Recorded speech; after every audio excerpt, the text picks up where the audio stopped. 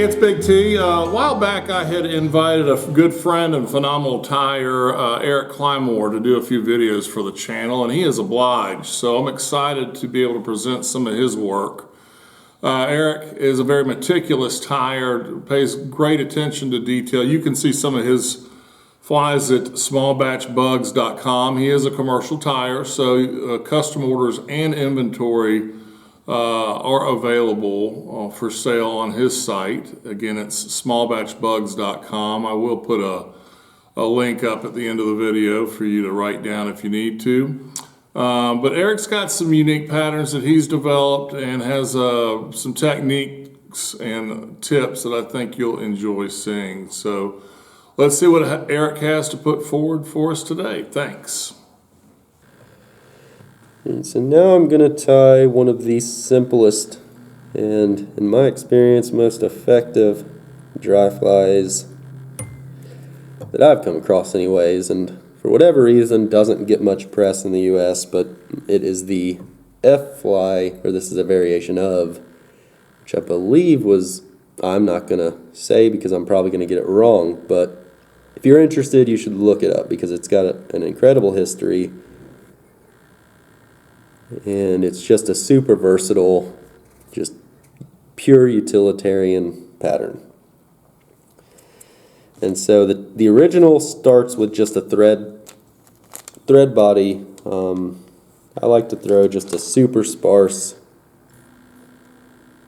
squirrel body. Gives it a little more leggy, and it holds a little more floatant, so it tends to float just a touch better. The thread body is a great one if you're looking for an emerger style because the hook will kind of dip in through the surface film while the wing kind of stays floating. So you need a touch more dubbing.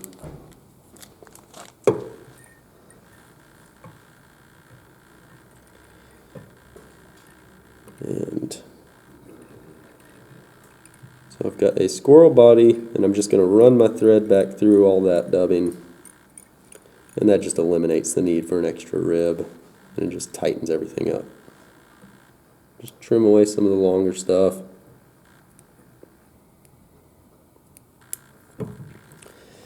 And for the wing, I've usually got a pile of discarded CDC tips that I use on collars, or that I've used from collars, and instead of throwing those away, I'll save them for this fly or other flies like it. But I am not at home, so I'm going to use some shiny new feathers.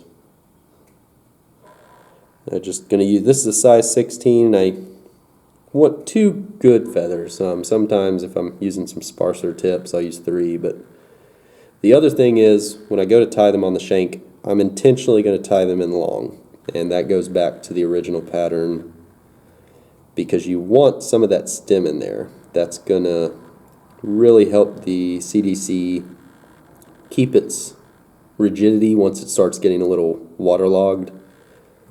It's going to help in the long run. So I'm going to just do 2 wraps to tie that CDC onto the shank, 2 wraps in front, and then the original, you want to pull up the CDC wing and the butts and do 3 wraps, kind of like you're tying in a parachute. And it just kind of forces the CDC to stand up just a bit taller, which is great if you're looking for this as more of an emerger style. But now just throw a couple more wraps behind the eye and do a quick whip finish.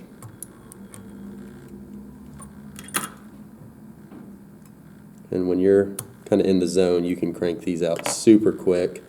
This has become a favorite for dry drop and pocket water with a small nymph. It supports, a good 18 with a 2.5, and it's such a generic dry fly that it doesn't necessarily need to be a hatch matcher.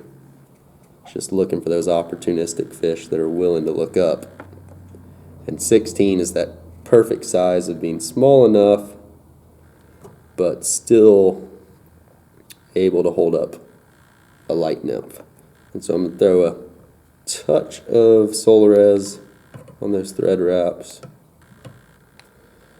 And now that, notice the wing is a touch long, so I'm going to pull them all back, and I'm not going to cut it straight flush with the bend. I'm going to angle my scissors out to where they're just a touch long, because this is a dry dropper fly, so I do want a heavy wing on there. And then just fluff those fibers out, and like I said, you do want some of that stem in there just to help once the fly's seen a little water and wants to get a little matted up. That wing will help tremendously in longevity on how it floats.